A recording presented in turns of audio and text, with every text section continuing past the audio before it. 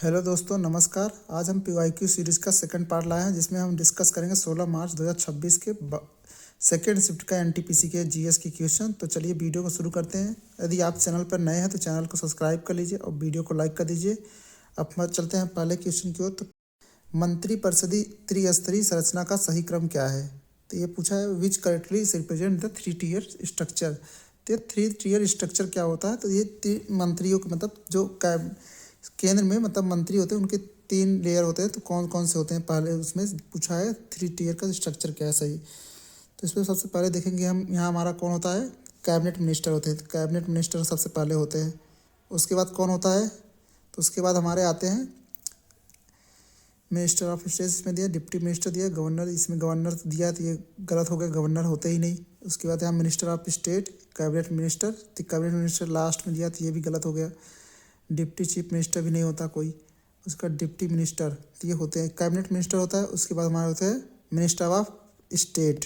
Minister of state होते हैं, फिर होते हैं हमारे डिप्टी मिनिस्टर। तो जैसे कैबिनेट मिनिस्टर में कौन आएगा? जैसे हमारे हो गए होम मिनिस्टर, फाइनेंस मिनिस्टर, ऐसे हमारे ये सब कैबिनेट मिनिस्ट्री में आएंगे। तो उसके बाद जैसे हमारे ये मिनिस्टर ऑफ स्टेट जैसे 2 प्रकार के होते हैं। एक होते हैं इंडिपेंडेंट होते हैं, जो मतलब, और एक होते हैं जो अटैच्ड मिनिस्टर। तो ये मिनिस्टर ऑफ स्टेट में हो गया होगा। ये डिप्टी मिनिस्टर मतलब ये बहुत रेयरली बनाए जाते हैं डिप्टी मिनिस्टर आजकल। पहले तब बनाते थे, अब नहीं बनते। तो अब ये इसका आंसर हो गया हमारा डी। तो इस डी नहीं, सॉरी, ए हो गया, क्योंकि ए। तो हमारा इसका आंसर, सही आंसर है ए से। हमारा कौन सा तंत्र ग्रामीण विकास कार्य का प्रमुख आधार बन गया है?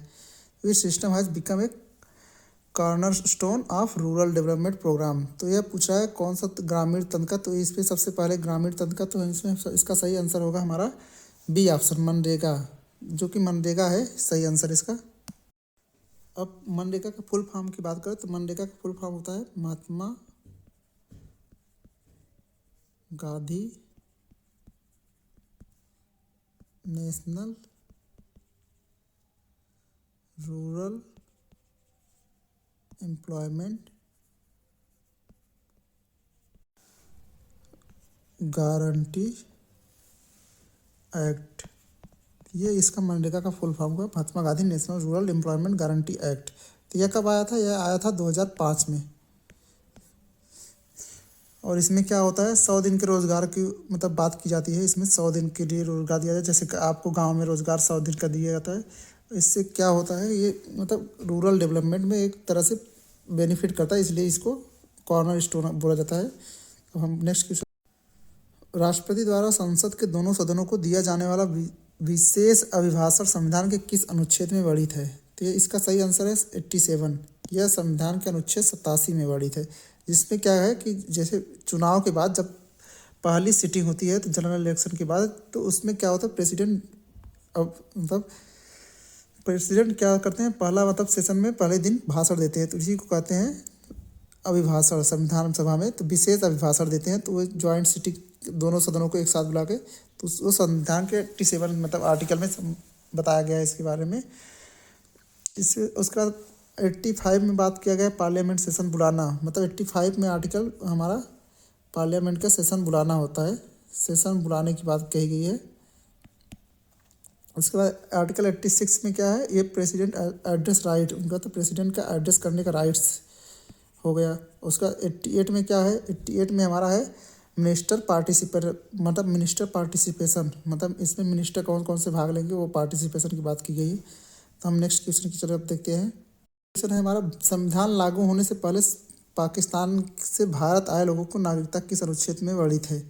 ये नागरिकता वाले चैप्टर से बात की गई है। तो नागरिकता हमारा इसमें आर्टिकल 6 की बात की गई है, क्योंकि आर्टिकल 6 में बताया गया है जो पाकिस्तान से इंडिया आए थे, ये इंडिया आए हुए लोगों को पाकिस्तान से इंडिया, आर्टिकल 6 में बात करते हैं। उसके बाद आर्टिकल 6, उसका आर्टिकल 7 में बात किया गया है। आर्टिकल 7 इसमें नहीं दिया, तो आर्टिकल 7 की बात करें तो आर्टिकल 7 हमारा कहता है कि इंडिया से जो लोग पाकिस्तान गए थे, तो आर्टिकल 7 की बात किया गया, इसके लिए उनकी नागरिकता के लिए बात की गई।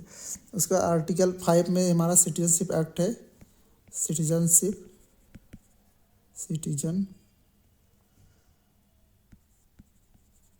Ship act.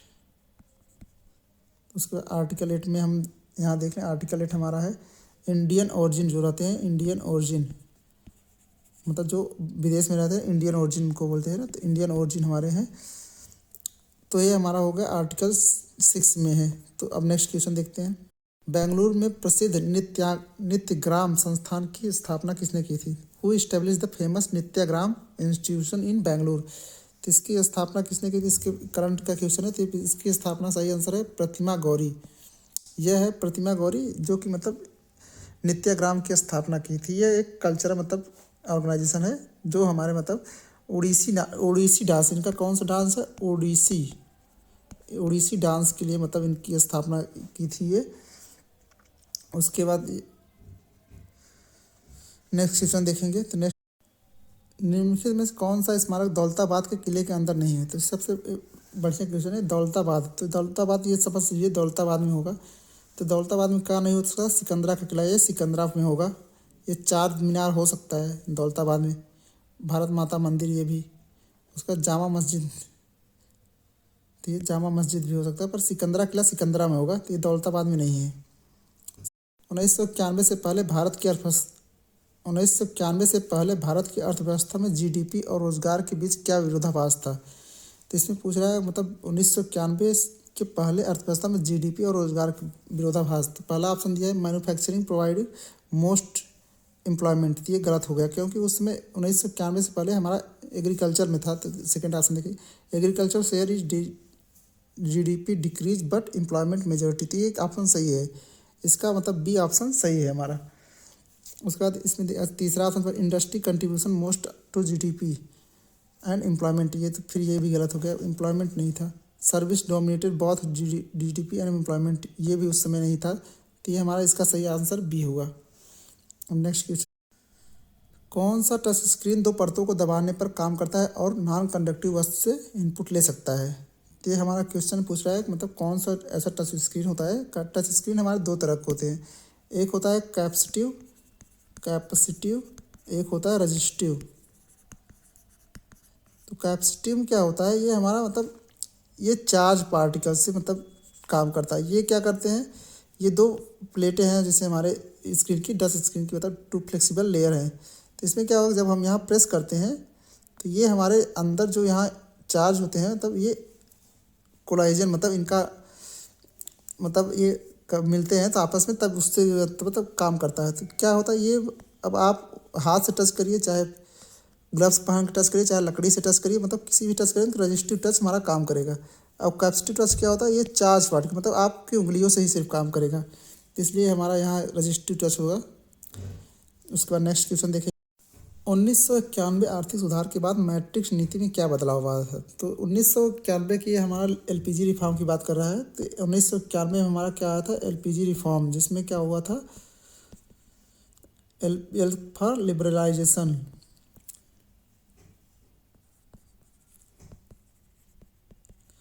P for privatisation,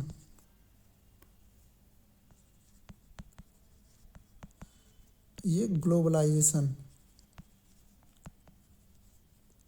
तो ये हमारा एलपीजी रिफॉर्म आया था, जिसमें हमारा ये 3 बात की गई थी। इसमें किसके समय आया था? तो 1991 में क्या था, हमारा पीवी नरसिम्हा राव की सरकार थी। उसमें फाइनेंस मिनिस्टर कौन थे? तो उसमें फाइनेंस मिनिस्टर हमारे थे ये डॉक्टर मनमोहन सिंह।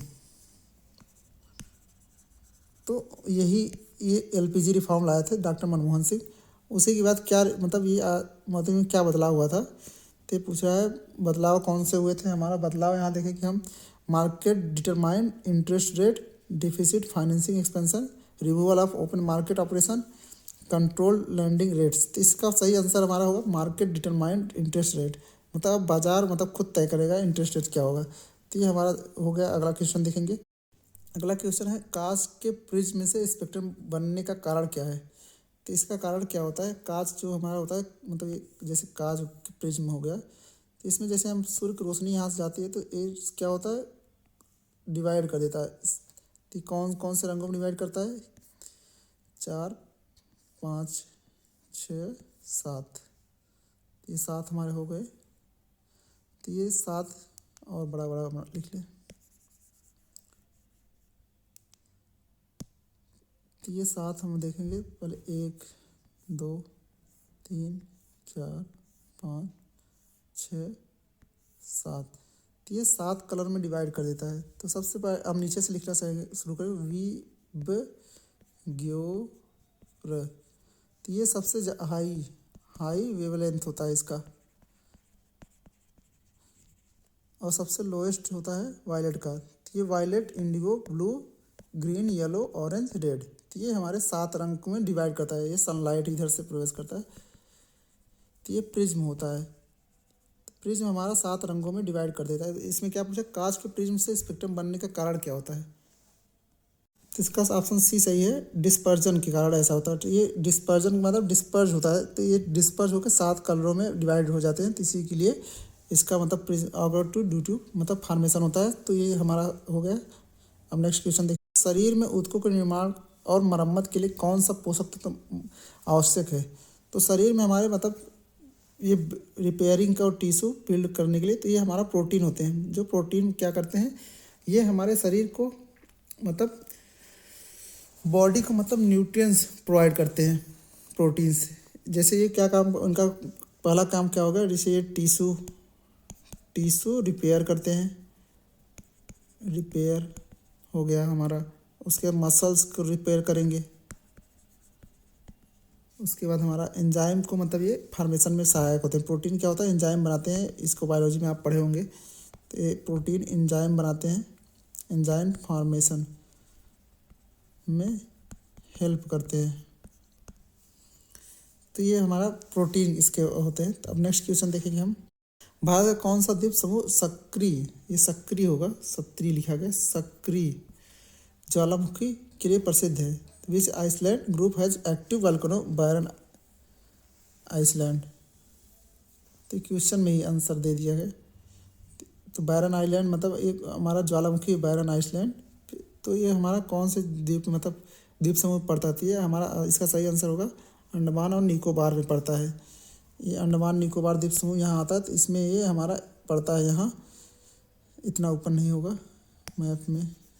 ये हमारा यहाँ पे है अंडमान निकोबार द्वीप। तो ये हमारा ये अंडमान निकोबार द्वीप में पड़ता है हमारा बैरन आइसलैंड। उस पर एक सक्रिय ज्वालामुखी है, तो उसी की बात करा। एक हमारा और ज्वालामुखी है नारकोंडम, जो कि सुषुप्त ज्वालामुखी तब अब बुझ चुका है।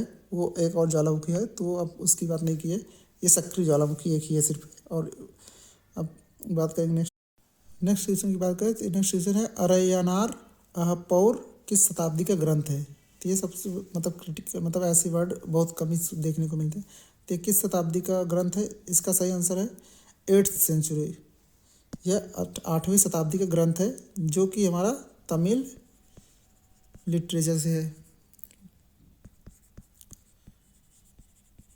ये तमिल लिटरेचर से है संबंधित, जो कि उसमें ये 8th सेंचुरी मतलब संगम पीरियड के टाइम का लिखा हुआ लिटरेचर है, जो साउथ इंडिया मतलब होता है संगम पीरियड। तो ये इसके ग्रंथ है। तो ये किससे संबंधित है, ये पूछ सकता है कभी आगे क्वेश्चन बनेगा तो इससे। तो ये क्या कहते हैं, मतलब इनर सब्जेक्ट, मतलब इनर सब्जेक्ट जैसे होता है, मतलब इसका मतलब ही होता है इनर, अहपौरुल, इसका मतलब इनर सब्जेक्ट। तो ये इनर सब्जेक्ट मतलब जैसे हमारे यानी प्रेम भावना आदि के जैसे ये सब होते हैं जैसे। तो ये सब उससे संबंधित है। तो अब नेक्स्ट क्वेश्चन देखें, कौन सा टच स्क्रीन, ये तो हमारा हो चुका है, रजिस्ट्री टच होता है, दोबारा आ गया। क्वेश्चन है, जुलाई 2023 की फ्लड से किस राज्य में पावर स्टेशन प्रभावित हुए थे। ये तो न्यूज़ में था, ये आप देखे होंगे तो न्यूज़ में पता होगा। तो ये अब 2023 की बात कर रहा है। तो ये बहुत पुराना करंट अफेयर पूछा है 2026 के एग्जाम में। तो ये इसका सही आंसर है हमारा ऑप्शन सी, हिमाचल प्रदेश में हुआ था ऐसा। नेक्स्ट 1991 के, अच्छा ये भी अभी आ चुका है हमारा। ये क्या था, इसका मार्केट डिसाइड करेगा हमारा। कांच के प्रिज्म से स्पेक्ट्रम, ये भी हम देख चुके हैं, डिस्पर्जन विवर्तन के कारण होता है। मानव शरीर में ऊतकों का निर्माण, ये भी देख चुके हैं, प्रोटीन। भारत का कौन सा द्वीप, ये भी देख चुके हैं, ये लक्षद्वीप हमारा। इसका सही आंसर है अंडमान निकोबार द्वीप समूह, लक्षद्वीप सॉरी। तमिल साहित्य, ये भी देख चुके हैं, 8वीं शताब्दी। क्लोरोफिल, हाँ अभी देखेंगे क्वेश्चन, क्लोरोफिल को प्रकाश अवशोषित करने में कौन सा आयन मदद करता है। क्लोरोफिल मतलब क्लोरोफिल क्या होता है, कहाँ पे होता है, तो पौधों में पाया जाता है क्लोरोफिल। ये ये प्लांट हो गया, प्लांट की लीफ में होता है क्या, इसमें क्या होता है, क्लोरोप्लास्ट होता है। क्लोरोप्लास्ट में हमारा क्लोरोफिल होता है। क्लोरोफिल में क्या होता है, मैग्नीशियम होता है, जो ये सनलाइट को ऑब्जर्व करने में मदद करता है। तो जिससे हमारा क्या होता है, सनलाइट ऑब्जर्व करेगा, तो इससे हमारा क्या होगा, मतलब इससे हमारा मतलब फूड फार्मेशन होगा, मतलब पत्तियाँ मतलब भोजन बनाएंगे, तो ये हमारा मैग्नीशियम हेल्प करता है। इसका सही आंसर बी, मैग्नीशियम। क्वेश्चन है, पृथ्वी के घूर्णन के कारण बनने वाला कौन सा बल उत्तरी गोलार्ध में पवन को दाईं ओर मोड़ता है। तो which apparent force cause by earth rotation deflect wind in the light in the northern hemisphere. तो ये पूछ रहा है, मतलब ये हमारा नॉर्दर्न हेमिस्फेयर हो गया, तो ये हो गया हमारा इक्वेटर, तो ये नॉर्दर्न, तो ये दाईं ओर मतलब काज मतलब दाईं ओर मोड़ता है, इधर होता है, फिर ये इधर होता है, ऐसे डायरेक्शन। तो नॉर्दर्न हेमिस्फीयर में पूछ रहा है मतलब कि ये दाईं ओर कौन मोड़ने के लिए प्रेरित करता है। तो ये हमारा करियोलिस फोर्स के कारण होता है ऐसा, जो यहाँ पे हमारा राइट साइड मुड़ते हैं या लेफ्ट साइड। तो ये हमारा करियोलिस फोर्स के कारण होता है, जो आप जियोग्राफी में पढ़ेंगे। नेक्स्ट क्वेश्चन है, किस अधिनियम ने द्वैध शासन की व्यवस्था शुरू की थी। तो ये किस अधिनियम से शुरू हुआ था, तो ये हमारा डी ऑप्शन है इसका, गवर्नमेंट ऑफ इंडिया एक्ट 1919 के द्वारा हमारा डायरकी आया था। तो डायरकी क्या था कि डायरकी हमारा जैसे ये पावर को दो भागों में डिवाइड करता है। जैसे पावर हमारा क्या होता है, जैसे दो लिस्ट बनाते हैं, एक रिजर्व लिस्ट, एक हमारा था ट्रांसफ़र लिस्ट। तो ये हमारा किसके द्वारा आया था, 1919 के एक्ट द्वारा। तो रिजर्व लिस्ट में जैसे क्या था, ये जो करता कंट्रोल कौन करता था, एक गवर्नर। तो गवर्नर उसमें जो था ब्रिटिश, वो कंट्रोल करता था रिजर्व लिस्ट को। ये ट्रांसफ़र वाले हमारे मिनिस्टर्स होते थे। तो ये मिनिस्टर्स क्या करते थे, ये मिनिस्टर के हाथ में देते। तो गवर्नर जैसे क्या, जैसे अब इसमें क्या था, फाइनेंस मतलब कर, जैसे टैक्स वैक्स, ये सब हमारा गवर्नमेंट के अंदर था। अब मिनिस्टर क्या थे, जिसे इनको दे दिया गया था एजुकेशन। तो ये क्या करते थे, अब एजुकेशन जब पैसे ही नहीं रहेंगे तो एजुकेशन पे काम कैसे होगा। तो इसलिए ये डायर किया था। इसलिए डायरकी को मतलब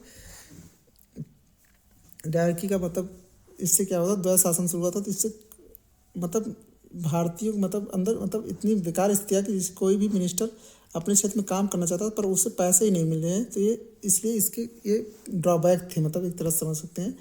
तो ये बाद में जब जाएगा तो ये मतलब बाद में हट जाएगा 1935 में, ये जाके मतलब ख़त्म हो जाएगा डायरकी। तो ये इसलिए इसका सही आंसर हो गया डायरकी, मतलब गवर्नमेंट ऑफ इंडिया 1919 में आया था।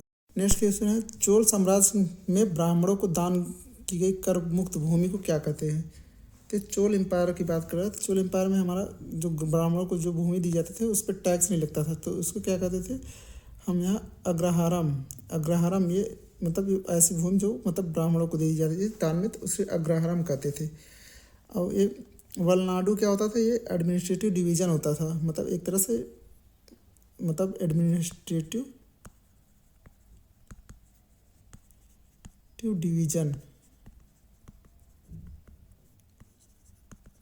ये हमारा उसके बाद गर्भगृह क्या होता था, ये हमारा होता था मतलब टेम्पल जो होता थे, मतलब टेम्पल में इनर पार्ट, अंदर वाला जो पार्ट होता था उसे गर्भगृह कहते थे। और महासभा ये विलेज असेंबली होती थी, विलेज असेंबली। तो ये हमारा हो गया चोल साम्राज्य में दान की भूमि। तो इसका सही आंसर अग्रहारम। नेक्स्ट क्वेश्चन है, NITI Aayog SDG index north east district 2023-24 में मिजोरम का सर्वश्रेष्ठ प्रदर्शन करने वाला जिला कौन सा था। तो Mizoram rank best in NITI Aayog SDG north east district. इसका सबसे मतलब कौन सा मिजोरम का सबसे मतलब टॉप लिस्ट में था जिला। तो ये जिला था हना हथियाल। ये मतलब मिजोरम का ये फर्स्ट पे था। तो इसका सही आंसर हना हथियाल हो गया। नेक्स्ट क्वेश्चन देख, संविधान के नीति निर्देशक तत्वों में गांधीवादी विचारों को कौन सा विकल्प दर्शाता है। तो गांधीयन आइडियल डायरेक्टिव प्रिंसिपल। तो इसमें गांधीवादी मतलब कौन सा इसमें रिप्रेजेंट करता है। तो हम गांधीवाद देखेंगे तो इसमें हमारा सही आंसर हो गया, इसे कुटीर उद्योग को बढ़ावा देना। ये गांधी जी की सोच थी, तो प्रमोट करते थे कुटीर मतलब। उसके बाद गांधी जी और क्या करते थे, विलेज डेवलपमेंट। वो चाहते थे कि विलेज से ही डेवलपमेंट हो, मतलब विलेज डेवलपमेंट। डेवलपमेंट के लिए बात करते थे। उसके बाद सेल्फ रिलायंस, गांधी जी का मेन उद्देश्य सेल्फ रिलायंस, मतलब किसी के ऊपर डिपेंड ना रहे कोई। उसका खादी को प्रमोट करते थे गांधी जी। और क्या करते थे, एक तो हो गया एक कुटीर उद्योग, तो ये हमारा गांधीयन प्रिंसिपल थे। अब नेक्स्ट क्वेश्चन की बात में से कौन सा प्रार्थना समाज से सीधे संबंधित नहीं है, तो नॉट डायरेक्टली एसोसिएटेड विथ प्रार्थना समाज। तो प्रार्थना समाज से कौन नहीं संबंधित है, तो इसमें 3 लोग हैं, जैसे ये क्या है, MG रनाडे और आत्माराम पांडुरंग, और ये हमारे तीसरे कौन है, RC भंडारकर। तो ये तीनों प्रार्थना समाज की मतलब स्थापना करने वाले हैं। तो ये और ये क्या है, देवेंद्रनाथ ठाकुर, ये प्रार्थना समाज से संबंधित नहीं है। देवेंद्रनाथ टैगोर ये प्रार्थना समाज से संबंधित नहीं है। ये फाउंडर हैं तीनों मिलकर, ये प्रार्थना समाज की मतलब फाउंडर बनाए थे। तो इसका प्रार्थना समाज करता क्या था, तो ये सोशल रिफॉर्म, जैसे विडो रीमैरिज हो गया, window remarriage,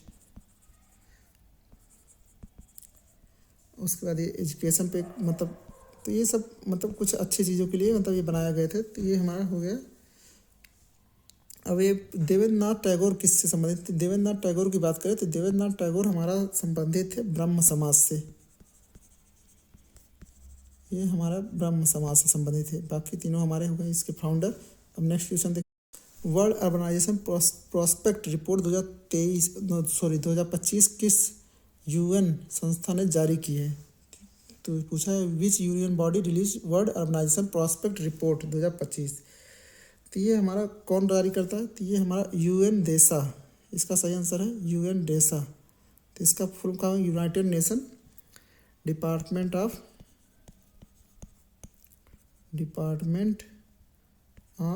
economic and social affair. तो ये हमारा इसका सही आंसर है UN डेसा।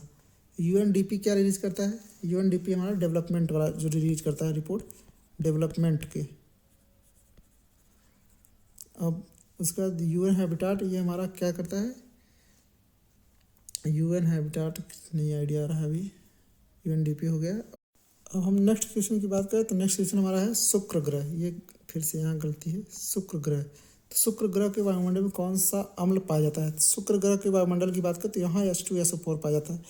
तो शुक्र ग्रह के वायुमंडल में सबसे ज़्यादा H2SO4, ये मतलब H2SO4 के मतलब बादल पाए जाते हैं यहाँ शुक्र ग्रह के। तो ये H2SO4 के जो बादल होते हैं वो मॉलिक्यूल मतलब छोटे छोटे H2SO4 के ड्रॉपलेट्स होते हैं। तो ये और वीनस के बारे में मतलब ये वीनस की बात करें शुक्र की, तो ये सबसे हॉट प्लैनेट है और सबसे हॉट प्लैनेट है। उसके बाद ये कहाँ आता है, तो ये हमारा सन हो गया, तो ये हमारा मरकरी हो गया, ये वीनस। उसके बाद हमारा पृथ्वी आता है अर्थ, फिर मार्स। तो ये हमारा वीनस सेकेंड पोजीशन पे आता है। तो ये सबसे हॉट और यही क्या है H2SO4 मतलब ये अम्ल पाया जाता है, मतलब ये इसके बादल पाए जाते हैं। तो अब नेक्स्ट क्वेश्चन देखेंगे हम, भारत लाइबेरिया समझौते दिसंबर 2025 का मुख्य उद्देश्य क्या था। अभी आपने देखा 2023 का भी करंट अफेयर्स पूछा था, अब यहाँ 2025 का पूछ रहा है दिसंबर। तो ये लेटेस्ट वाला पूछ लिया गया था एग्जाम में। तो यहाँ पे हमारा लाइबेरिया समझौता किससे संबंधित है, ये medicine quality corporation highly construction defence में, तो ये मेडिसिन से संबंधित है। क्या था ये लाइबेरिया से मतलब समझौता, इसलिए मेडिसिन सप्लाई करने के लिए हुआ था क्योंकि इंडिया मेडिसिन बहुत ज़्यादा एक्सपोर्ट करता है। तो ये मेडिसिन के लिए साइन हुआ था या MOU। नेक्स्ट क्वेश्चन की बात करें, 2025 नेशनल AQI में कौन सा शहर शीर्ष पर है, तो इसका सही आंसर है शिलोंग। शिलोंग क्या है मतलब सबसे AQI इंडेक्स में सबसे हाईएस्ट आता है। अब AQI इंडेक्स क्या होता है, ये इंडेक्स जारी होता है मतलब इसमें क्या होता है प्रदूषण के बारे में बताते हैं। तो हमारा 0 से लेके 50 तक जो होते हैं वो हमारे गुड कैटेगरी में आते हैं। उसका 51 से लेके 100 तक हमारा सेटिस्फैक्ट्री मतलब संतोषजनक। उसके बाद 101 से लेके 200 तक हमारा होता है मॉडरेट। उसके बाद 200 से लेके 300 तो मतलब हाई। उसके बाद सीवर ऐसे करके मतलब आगे बढ़ेगा। तो पर ये हमारा शिलोंग क्या था हमारा गुड कैटेगरी में, तो मतलब ये टॉप किया था। तो हम नेक्स्ट की बात करेंगे। तो क्वेश्चन है विंडोज़ 11 में फाइल मैनेजमेंट के बारे में सही कथन। तो इसमें कथन यहाँ पे लिखना भूल गए हैं, तो ये अब इसका क्या होगा पता नहीं, तो ये क्वेश्चन हम स्किप करेंगे। तो ये क्वेश्चन हम अभी क्रॉस कर देते हैं क्योंकि यहाँ पूरा क्वेश्चन नहीं है। तो अब नेक्स्ट क्वेश्चन देखेंगे हम। इंडियन काउंसिल एक्ट 1919 में कौन सी व्यवस्था राष्ट्रीय आंदोलन को एकता को कमजोर करने के लिए आलोचना का कारण बनी थी? तो ये इंडियन काउंसिल एक्ट 1909 को, तो ये 1909 के बाद बात करता है। तो 1909 में क्या होता है, मॉन्टेग्यू चेम्सफोर्ड सुधार अधिनियम आया था। मॉन्टेग्यू मतलब 1919 का था। ये मार्ले मिंटो सुधार अधिनियम 1909 का है। तो 1909 में मार्ले मिंटो सुधार आया था। तो ये क्या करते हैं, मतलब इलेक्टोरल जो था, निर्वाचन था, तो ये मुस्लिमों के लिए अलग से सेपरेट इलेक्टोरल मतलब बना देते हैं, जिसमें मुस्लिम के लिए वेट करेंगे, हिंदू। तो यही इसका मेन कारण, जो क्या कहते हैं वीक यूनिटी, मतलब यूनिटी को कमज़ोर कर दिए थे। तो इससे क्या हुआ, कम्युनलिज्म बढ़ा था और यही कारण था हिंदू मुस्लिम डिवीजन हो गए थे। अब नेक्स्ट की बात करें, नेक्स्ट क्वेश्चन। 2001 से 2011 के बीच भारत में पुरुष महिला साक्षरता अंतर का प्रभाव क्या पड़ा? तो what happen to male female literacy gap? तो लिटरेसी गैप क्या हुआ था, कम हुआ था, क्योंकि मेल की मतलब मेल और फीमेल दोनों में हमारा एजुकेशन मतलब लिटरेसी रेट बढ़ा था, तो इससे गैप क्या हुआ था, कम हो गया था। तो गैप कम हुआ था, तो इसका क्या था, डिक्रीज, घट गया था। नेक्स्ट क्वेश्चन की बात करें। 2025 में IUCN का 90वां सदस्य कौन था? तो इसका सही आंसर है टुवालू। पर हमने गूगल किया, कई जगह नाउरू दिया है, तो इसका सही आंसर बोर्ड ने माना है टुवालू। तो इसका सही आंसर टुवालू होगा, 90वां मेंबर। यह भी एक दो एग्जाम में और पूछा जाएगा क्योंकि ये लेटेस्ट अभी है 2025 का, तो याद रखिएगा, टुवालू ही सही मानिएगा हमेशा। भारत UNFCCC को बाइनोमियल अपडेट रिपोर्ट कितने समय में देता है? तो ये कितने समय में देता है, ये डायरेक्ट क्वेश्चन मतलब स्टैटिक जीके हो गया। ये हर 2 साल पे देता है, तो इसका आंसर सही है ए। अब नेक्स्ट क्वेश्चन की, संविधान संशोधन द्वारा बोडो डोंगरी मैथिली संथाली को 8वीं अनुसूची में जोड़ा गया था। तो ये हमारा कॉन्स्टिट्यूशन एक्ट कौन सा था? तो ये हमारा 92 संविधान संशोधन, जिसके द्वारा क्या था, BDMS बोडो डोंगरी मैथिली संथाली, इसको जोड़ा गया था। ये कब आया था हमारा? तो ये 2003 में पास हुआ था, 2003, जिसको शॉर्ट फॉर्म BDMS याद करिए, बोडो डोंगरी मैथिली संथाली। उसके बाद क्या था हमारा, ये 86वां का था, एजुकेशन से था। ये हमारा 86वां एजुकेशन से संबंधित था, राइट टू एजुकेशन। उसके बाद ये हमारा 93 नंबर, ये भी याद नहीं है, छोड़िए उसको। उसके बाद 91 नंबर की बात करें तो 91 क्या था, एंटी डिफेक्शन, मतलब एंटी डिफेक्शन से संबंधित था, एंटी डिफेक्शन। और एक और पूछा जाता है कि मतलब और क्या कहते हैं, मतलब 3 भाषा और जोड़ी गई थी, जिसे हमारा पहला क्या था, 21वें से, फिर 71 से, 71वें से, फिर 92 से, मतलब 92 से, ये दोनों को ऐड करेंगे तो ये यहाँ पहुँचेंगे। जैसे ये ट्रिक है, तो 92, तो 92 आप देख लिए यहाँ। उसके 71 में क्या हो गया, सिंधी जोड़ा गया था, सिंधी। 21वें संविधान संशोधन से सिंधी जोड़ा गया। 71वें से क्या जोड़ा गया था, नमक।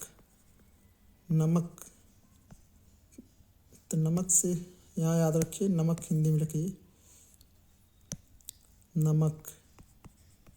तो इससे क्या होगा, नेपाली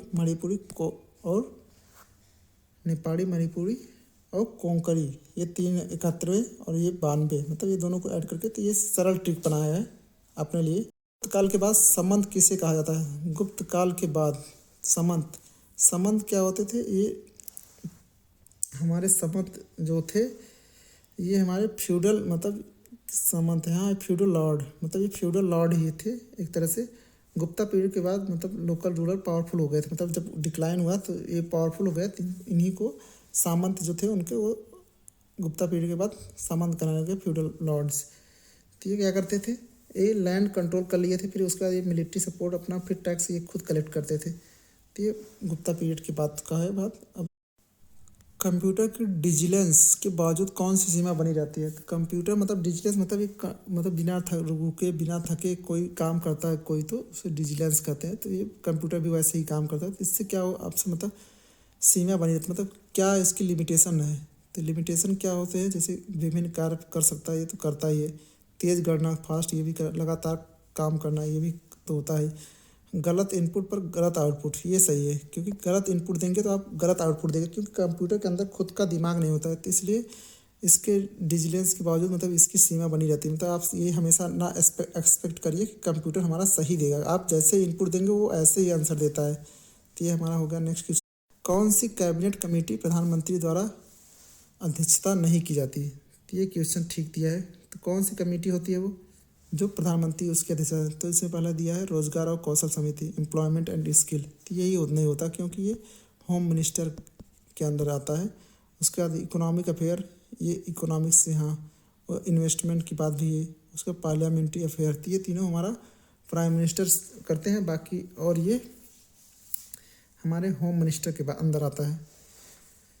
और कौन से होता है, जैसे cabinet committee on security, cabinet committee on security, ये भी हमारा प्राइम मिनिस्टर देखते हैं। और कौन सा होता है, इकोनॉमिक देख लिए, इकोनॉमिक यहाँ है, affair cabinet committee of economic affairs भी हो गया। और पॉलिटिकल अफेयर्स ही हमारा, तो ये सब हमारा प्रधानमंत्री देखते हैं। बाकी और जैसे हो गया, जैसे और क्या हो सकता है, अभी याद नहीं आ रहा। नेक्स्ट चलिए, नेक्स्ट क्वेश्चन चलते। तो राज्य नीति के निदेशक सिद्धांत से संबंधित संशोधन बिल कानून बनाने के लिए संसद के बाद अगला कदम क्या है? तो मतलब कोई भी कानून बनता है संसद से, तो उसके बाद अगला कदम क्या होता है? पहले क्या होता है, बिल पास होता है, बिल इंट्रोड्यूस होता है, इंट्रोड्यूस करते हैं लोकसभा या राज्यसभा में। फिर उसके बाद क्या होता है, बिल दोनों जगह से पास होता है। फिर ये जाता है प्रेसिडेंट के पास, प्रेसिडेंट इस पर साइन करते हैं। फिर ये गैजेट में आता है।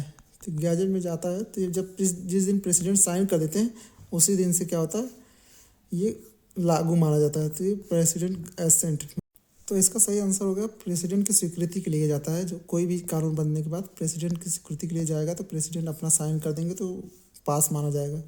तो अब नेक्स्ट क्वेश्चन आज, तो यह वीडियो ख़त्म होता है, जिसमें हमने 40 क्वेश्चन के आसपास देखे हैं।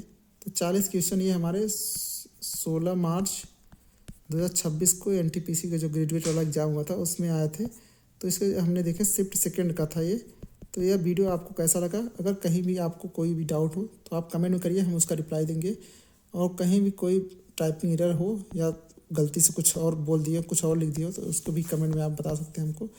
बाकी आगे हम इम्प्रूव करेंगे ये। तो चलिए, नेक्स्ट वीडियो में हम और अच्छे से डिस्कस करेंगे। तो मिलते हैं किसी नेक्स्ट वीडियो में, तब तक के लिए धन्यवाद। जय हिंद, जय भारत।